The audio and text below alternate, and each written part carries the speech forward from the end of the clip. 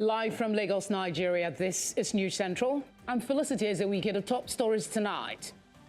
ICPC clears presidency of any wrongdoing in PFIPC probe. A State House also distances self from ex-DG during Rep's hearing. Tinubu orders EFCC to lift freeze on Osun government accounts ahead of governorship election. U.S. Senate votes to hold former NIH Director Anthony Fauci in contempt for refusing to answer COVID questions. Business Nigeria's midstream and downstream petroleum regulatory authority proposes rules to ban fuel price fixing nationwide. And in sports, all is set for the draws for the new Nigeria Premier League football season when the league body holds its annual general meeting in Ibadan on Friday. Details in a moment.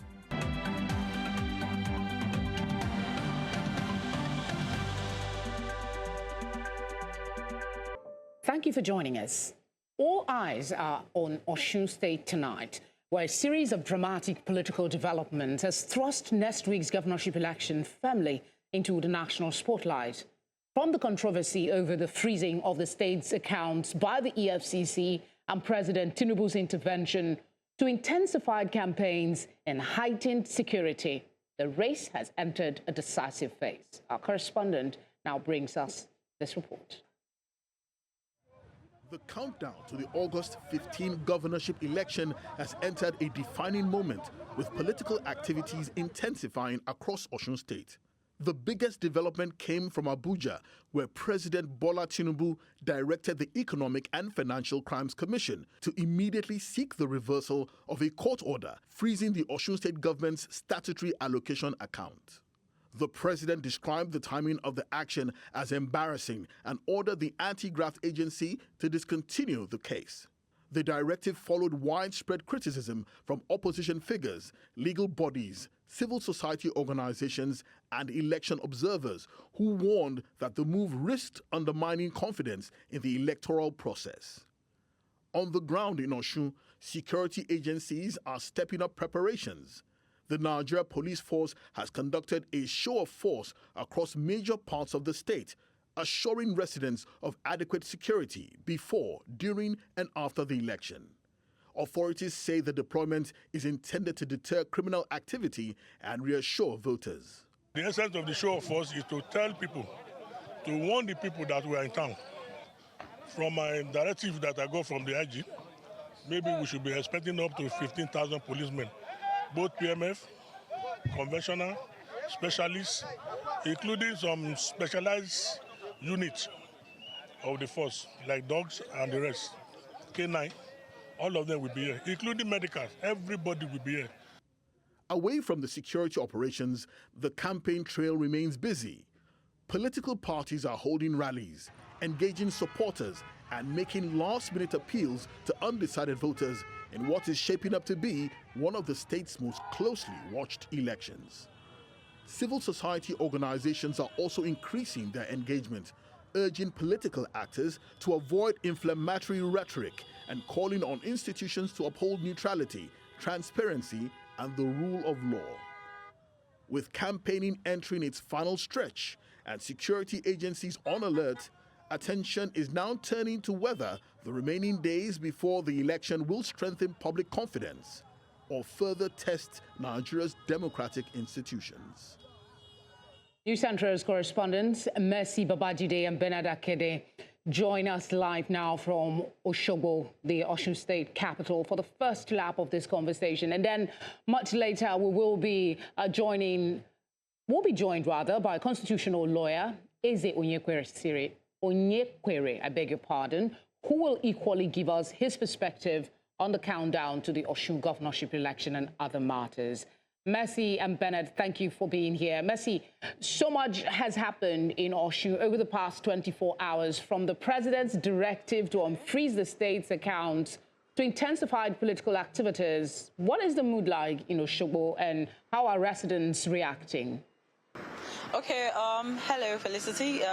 We got a couple of persons to speak with, and everyone is excited. And apart from even residents here, you would see that Bayo Nanuga, of course, made the tweet on X reacting to the fact that the president has called Governor Ademola Adeleke, and then the superstar David also, of course, confirmed that, yes, he was there live when the president made the call to the governor. But aside from that, people in Osun State are equally excited. The bone of contention is the fact that most of these people do not even know why EFCC actually placed a ban on these accounts, and they were saying, oh, they feel like it is, of course, political.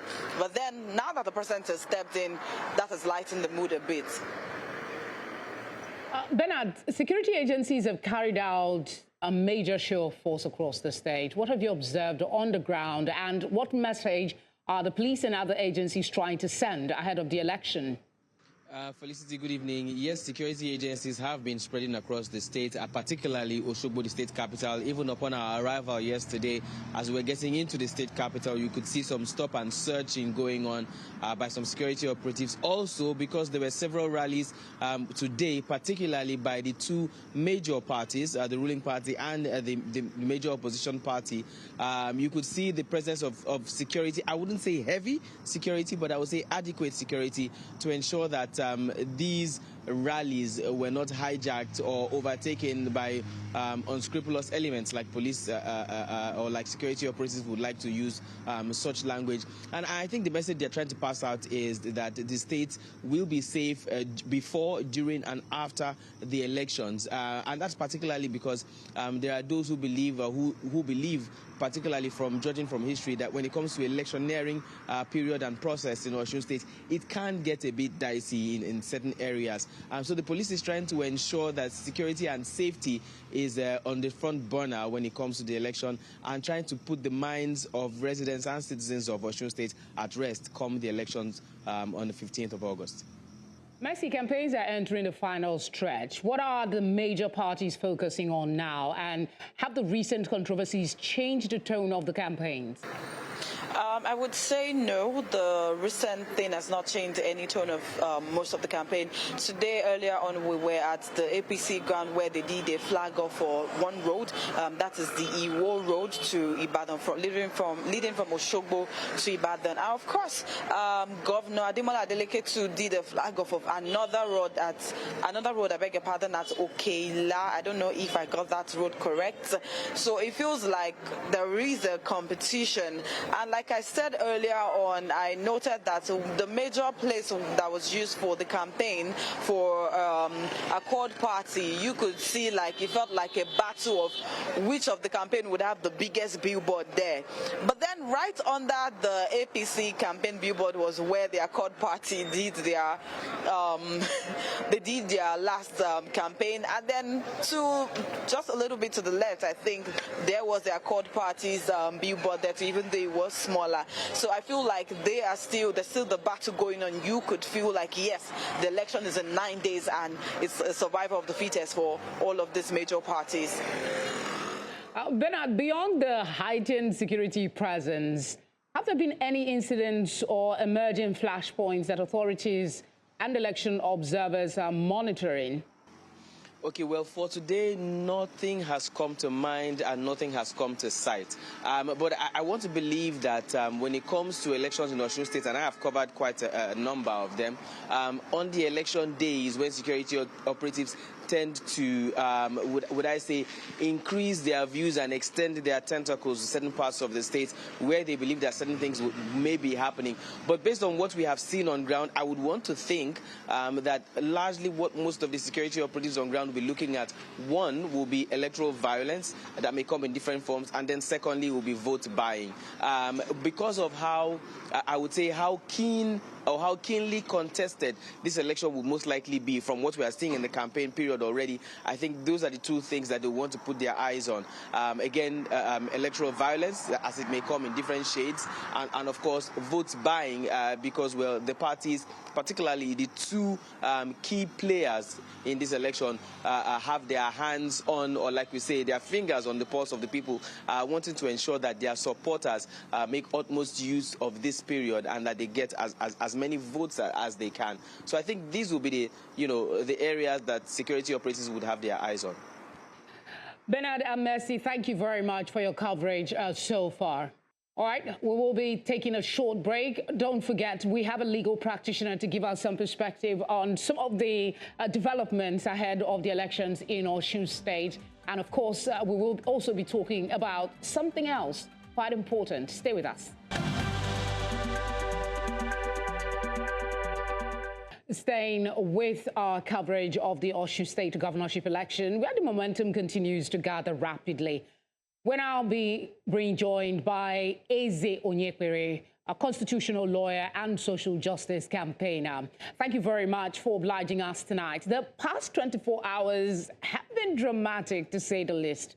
The EFCC Establishment Act guarantees the commission operational independence. So does the president have the legal authority to direct the EFCC to unfreeze Osun account in this manner?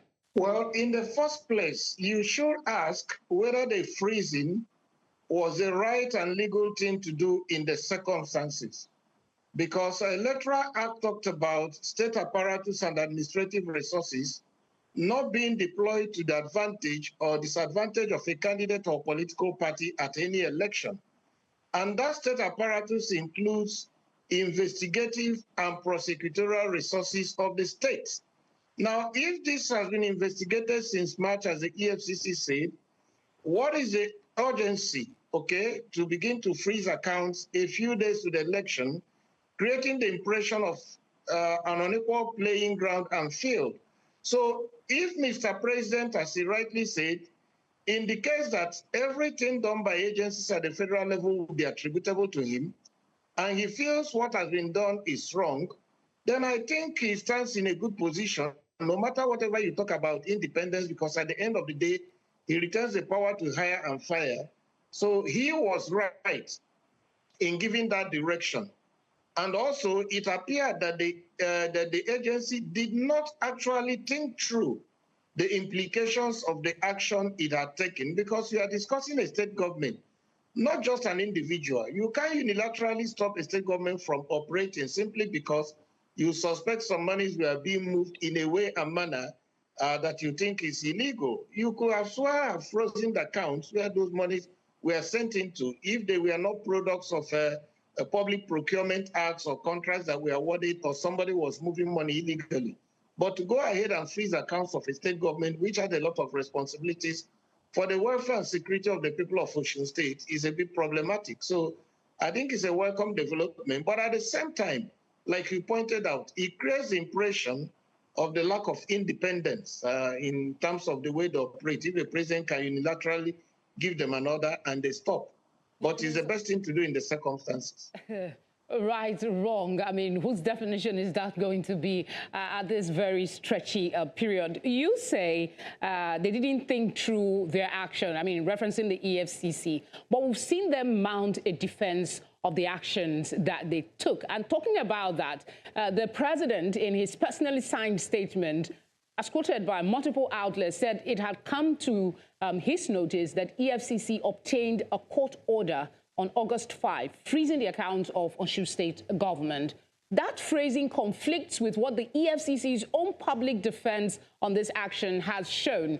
So where does Tinubu's statement fit in? Is this a case of not having all the facts? What should we make of this? Or, I mean, by now, if they made a mistake, they could have corrected that, but there seemed to be silence on that little matter. Well, ideally, they should have obtained an ex parte court order before they freeze the account.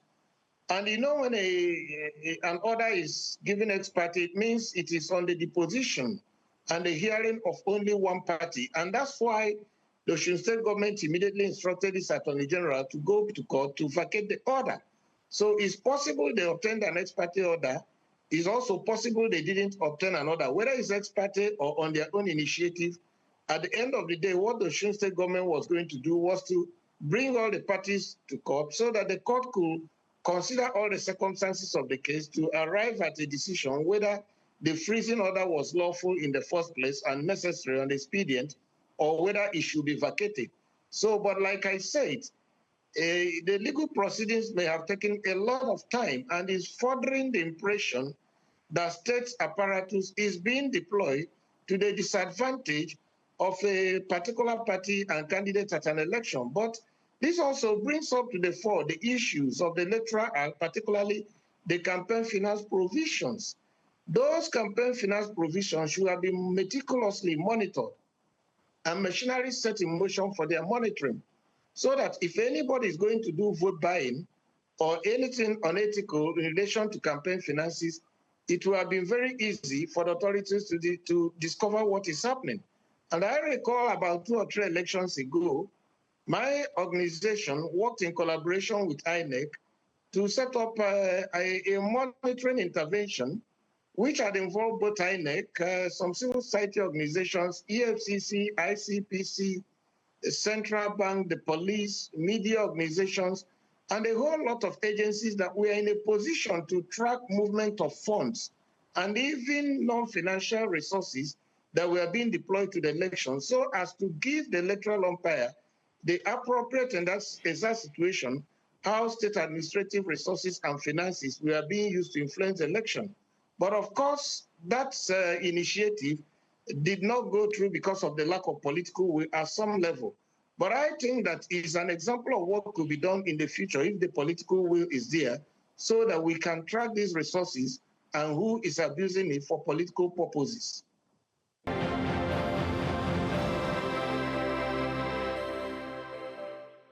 Do stick with us a bit longer as we switch gears now to our second subject with Mr. Onyekwere, in which the Independent Corrupt Practices and Other Related Offences Commission has cleared the presidency of any wrongdoing in the controversial Presidential Foreign Intervention Promotion Council scandal, saying its investigation found no evidence linking the State House to the alleged fraud. The Commission's chairman, Musa Aliyu, was at the State House earlier today to present his report, and here's what he said. The report found that no funds of the federal government was approved or disbursed to the fake PFIPC/PEAC, and that we discovered that there was any weaknesses were found in the system of the State House and CBN in our own investigation. And also the fake appointment letter of Adeyemi Matthew did not originate from the presidency. And the ICPC discovered that Adeyemi also created 2 additional fictitious government agencies. Apart from the one that is known in the public domain, our investigation unraveled 2 other fake government agencies. To facilitate the creation of the additional 2 fake agencies, he used forged legislative instruments, styles as enabling acts, and using them to support opening of bank accounts. Because we discovered that he has opened 2 bank accounts in a commercial bank, which he went to use in these illegal activities. Thank you for staying with us. Let's go now to our legal practitioner, Mr. Onyekwere. I mean, a lot of expectations ahead of this report was that there will be some culpability or some persons, some indication that there was anything culpability from the presidency. But now, the ICPC statement has cleared the government, and not even mentioning anybody is to be investigated or a person of interest in the part of the government. That forged appointment letter is now cancelled. So does this put an end to the government side of things for you? I mean, the linking of the government, especially about the secretary to the state government, that the chief of staff, I beg your pardon, Bajabia Mila. Now, let us start by saying that the ICPC investigation added nothing new to what we already know, because the police have already taken this position by investigating and already prosecuting Mr. Adeyemi. So whatever they said, that's nothing new. But let me say categorically that there are two critical issues involved. One, if you look at the hurdles that were jumped by, they say, the presidential initiative or whatever, to get into the budget, to get a budget approval, to get an office, to get staff posted to the office, to open an account at through the Accountant General at the CBN, you will know you don't need any ICPC or EFCC or anybody to tell you that this was an action that originated at the highest level of governance. For instance, the call circular is not usually given to an individual. It was given to the presidency.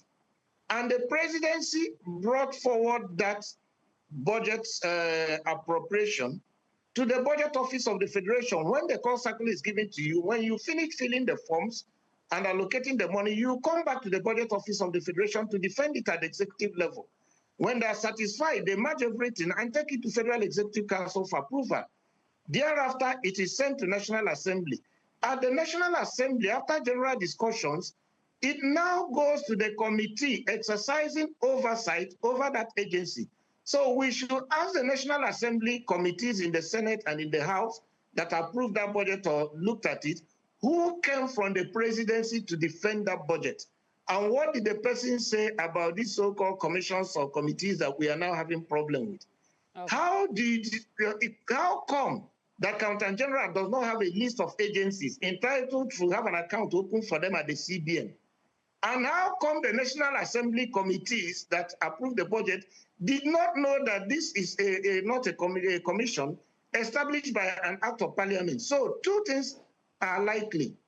One, all these persons and agencies and organizations and their head are participants criminis in the act. Participants criminis in the sense that at the level of a crime, somebody can counsel it before the fact. Somebody commits the actual offense, somebody helps him to escape prosecution or escape when the police or anybody is looking at him for him. The second aspect, which is probable if these things they were not participants criminis, is that they were negligent. And such negligence is so gross and perverse that all these officials from the budget office, the presidency, National Assembly, Accountant General, CBN, the persons who are located office, the persons who posted staff, can no longer in good conscience continue in the office. Yeah, because the negligence is so gross and perverse that it has looked at the subtraction and the substance of their office. Yeah, so Mr. Yakwere, something that has... I'm sorry to interject, but in the interest of time, I just wanted to take you up on that part of the ICPC's report. They said they recommended that those who, by acts of omission or negligence, facilitated the illegal operation should face some sort of sanctions. But we didn't get to hear any names. So the question a lot of persons will be asking is, how do you prosecute unnamed persons? Or do you believe there is going to be, because they say this is just their interim report, there's going to be more names mentioned subsequently? Let me give you the names of people who need to be questioned further, who are grossly negligent. Whoever is in charge of the budget office bears a responsibility. Accountant General bears a responsibility. The CBN staff who opened that account bears a responsibility. Members of the National Assembly who are now pretending they're investigating, those committees exercising oversight that looked at that budget bear responsibility. Whoever approved an office space for him at the Federal Secretariat bears a responsibility. Whoever posted staff and could make sure their names on the payroll bears a responsibility. So you don't need to go far and wide to wait for ICPC.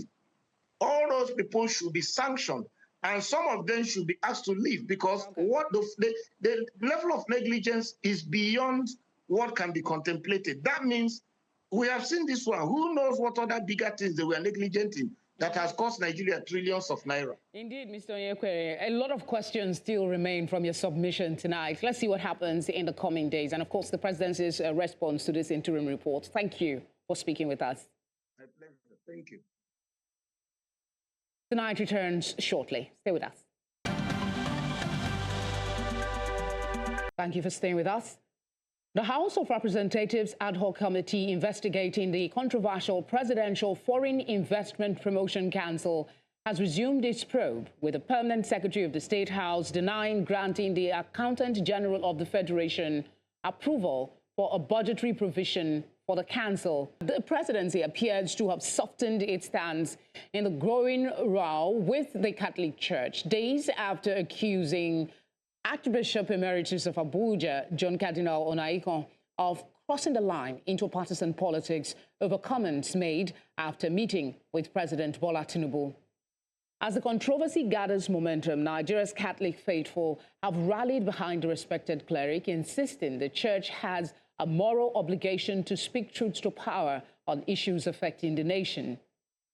Our report has more. The Catholic Laity Council of Nigeria has rallied behind Archbishop Emeritus of Abuja, Cardinal John Onaikan, after the presidency accused the respected cleric of engaging in partisan politics over comments following a meeting with President Bola Tinubu. The dispute follows Cardinal Onaikan's interview after the meeting between President Tinubu and the Catholic Bishops' Conference of Nigeria. Cardinal Onaikan expressed concern that the administration appeared determined to secure victory in the next general election by all means. He also said the bishops had presented what they described as the harsh realities facing Nigerians, but the president rejected their assessment of the country's economy. In response, Presidential Advisor on Policy Communication Daniel Bwala dismissed the cardinal's remarks as political, arguing that he was speaking for interests sympathetic to the opposition rather than for Nigeria's wider Christian community. Bwala maintained that President Tinubu's position on the economy is backed by official data and that he was entitled to disagree with the bishop's assessment. But the Catholic Laity Council says Cardinal Onaikan merely fulfilled the church's moral obligation to speak truth to power. The group insists his comments were in the public interest and not a breach of confidence. They said challenging government on issues of security, justice, and the economy remains part of the church's pastoral responsibility.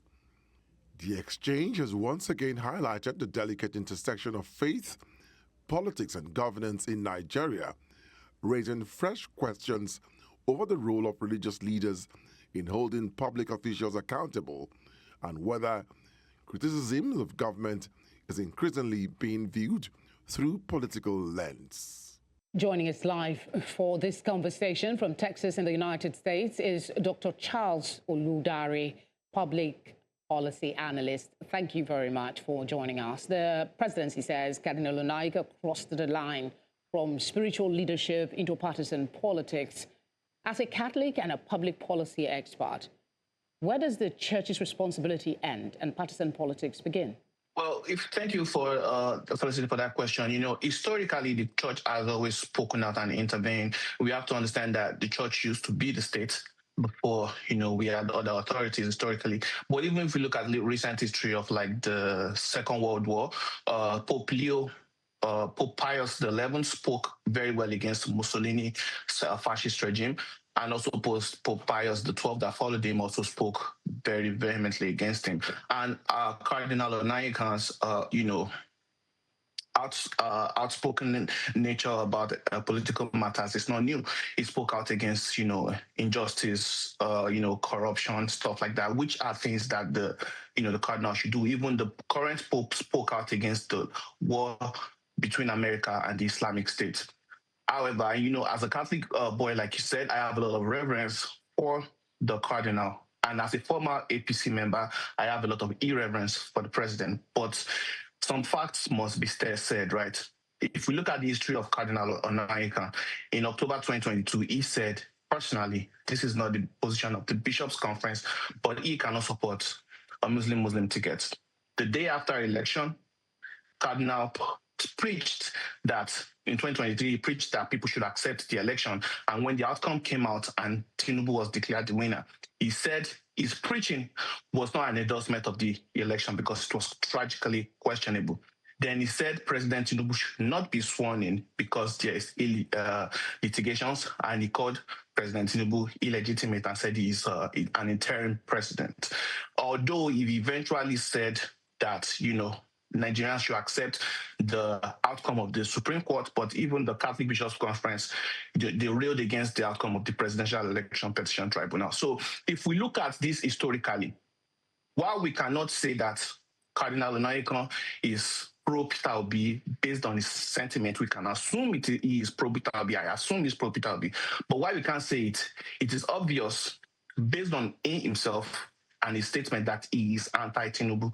So, and I do believe that cardinals, while they have the role to intervene in matters of social and political importance, they should do such in a way that brings grace, not disgrace, to the conference. So when we put, politicking from the pulpit and try to, model both, it starts to feel as if, there's impartiality, and it will not be good for us to be in a position whereby Catholics like, the Secretary to the State Government, George Akume, or the Minister of Youth, Olawande, or even the Governor of Benue, those kind of Catholics who are APC members will feel not welcomed in the Catholic Church. No. Right. And that is why it is always very important for people to stay neutral in their criticism. Yeah, this dispute comes at a time of economic hardship and growing public frustration. Is the presidency making a strategic mistake by confronting one of Nigeria's most respected clerics instead of engaging the substance of the concerns that's been raised? The president made a lot of very, very brutal, crucial mistakes. And I'll tell you a story of a patient that I had that said while she was washing a fish, that bone was stuck in her joints on this finger. And for 2 years, the doctors that she saw did not believe her. And by the time I was going to see her and told her to do a common x-ray, I saw the bone there. But at that time, that hand was already gone. We needed to cut it. If President Tinubu is disputing the fact that Nigerians are suffering, or he is telling Nigerians that there has been hunger before I was born, then that means he is dangerous for Nigeria, because the first step to solving a problem is admitting that there is a problem. So if the president cannot simply admit that there is a problem, or he is trying to justify hunger by the fact that there was hunger before he was born, so then what is his use as the president if he is trying to justify hunger? That because it has existed before he was born, so Nigerians should just keep on going hungry, or is that the reason why he should worsen it?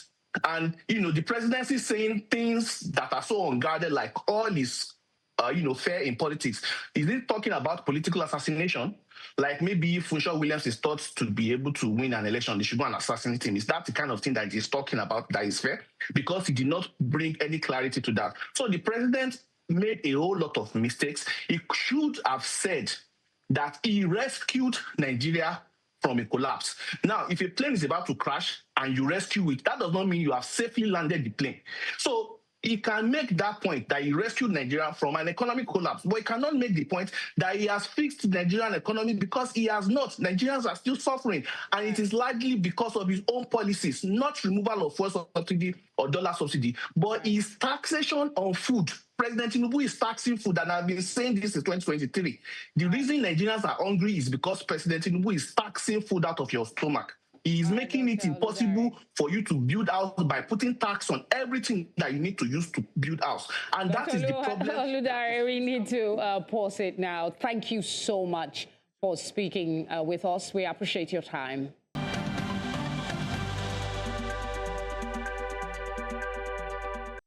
Outside our shores, a United States Senate committee has vowed to hold former top infectious disease official Anthony Fauci in contempt of Congress over his refusal to answer questions during a hearing on the COVID-19 pandemic. The committee's decision followed Fauci's invocation of his Fifth Amendment right against self-incrimination during the hearing. Acting on the advice of his lawyers, Fauci declined to respond to questions on the origins of the pandemic and allegations of a cover-up. He has consistently denied any wrongdoing and rejected claims that he sought to conceal information about the COVID-19 outbreak. Up next is business, sports, and entertainment news. To stay with us.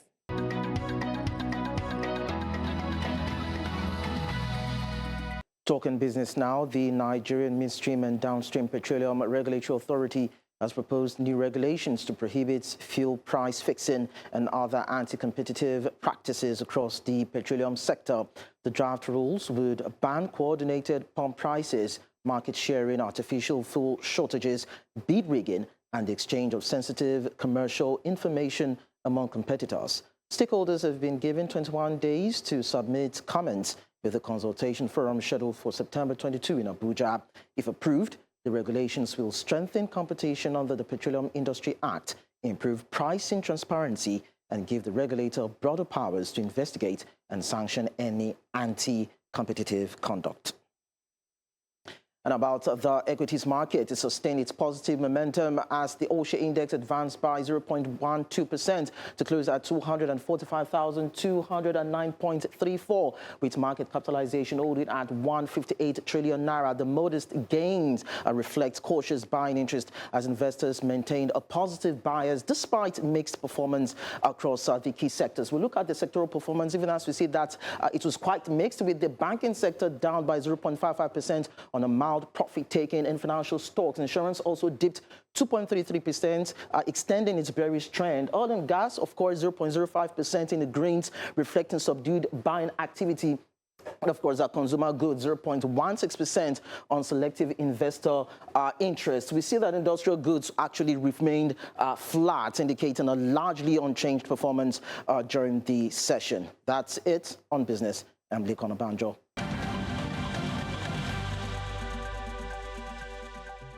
Hello and welcome to sports. Now, the draws for the 2026-2027 Nigeria Premier Football League season will be held on the sidelines of the league body's annual general meeting in Ibadan, Oyo State, on Friday, the 7th of August. The AGM serves as the league's highest decision-making forum, bringing together the MPFL board and club representatives to review the just concluded campaign and ratify policies and operational plans for the new season. The event will be held at the Professor Theophilus Ogunlesi Events Hall opposite the University College Hospital in Ibadan. The new MPFL season will kick off on the 20th of August. Rangers International of Enugu are defending champions after winning their second title in 3 years. The league will also welcome newly promoted sides Sporting Lagos, Inter Lagos, Doma United, and the legendary Ranchers Bees of Kaduna, who return after a 16-year absence.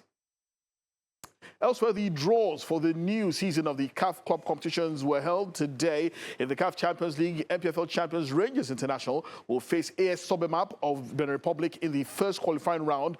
Victory for the Fidelis Ilechukwu side will see them face the winner of the clash between ASN Nijelek of Niger Republic and MC Alger of Algeria.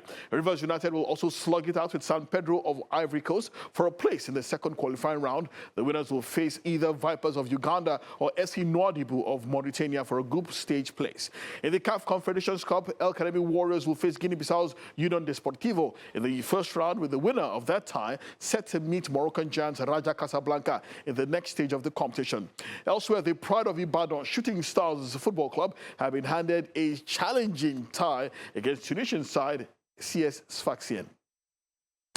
Elsewhere, Real Madrid have signed RB Leipzig forward Yan Diomande in a deal worth up to £120 million, making him the most expensive African footballer of all time. Diomande has agreed a 7-year deal with the Spanish giants until the summer of 2033. The fee surpasses the £72 million Arsenal paid Lille for fellow Ivory Coast international Nicolas Pepe in 2019. Jose Mourinho's side have been active in this transfer window, having already signed Bernardo Silva, Ibrahima Konate, Denzel Dumfries, and Marc Mark Cucurella. The deal represents remarkable progress for the 19-year-old Diomande, who moved from his native Ivory Coast to an academy in the United States before joining Spanish side Leganes in 2025 and then RB Leipzig later that year. He appeared in all 4 of Ivory Coast's World Cup games as they were eliminated in the round of 32 by Norway. And that's all on Sports News tonight. Entertainment is up next with Kate.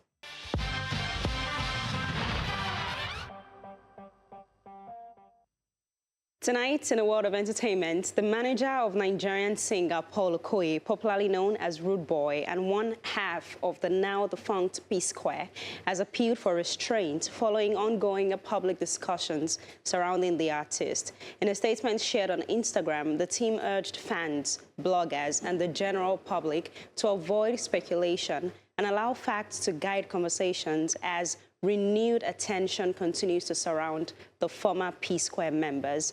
Management also thanked supporters for their concern and understanding, while assuring them that appropriate updates would be shared when necessary. Now, away from Nigeria, Oscar-winning actress Michelle Yeoh will receive the prestigious Asian Filmmaker of the Year award at this year's Busan International Film Festival. Festival organizers say the honor recognizes Yeoh's remarkable career, groundbreaking achievement, and lasting influence on Asian and global cinema. From her iconic martial arts roles to her Oscar-winning performance in Everything, Everywhere, All at Once, Yeoh has continued to break barriers for Asian representation in Hollywood. She will receive the award during the festival's opening ceremony in South Korea. Now that's it on Entertainment News for tonight. My name is Kate Adeogun.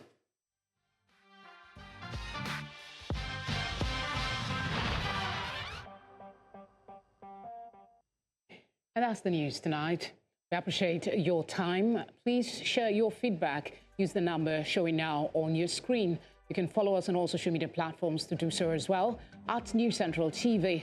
Live programming is on DSTV channel 422, GoTV channel 23, Star Times channel 274, Avo TV, and on YouTube. Thank you very much for your time. Have a good night.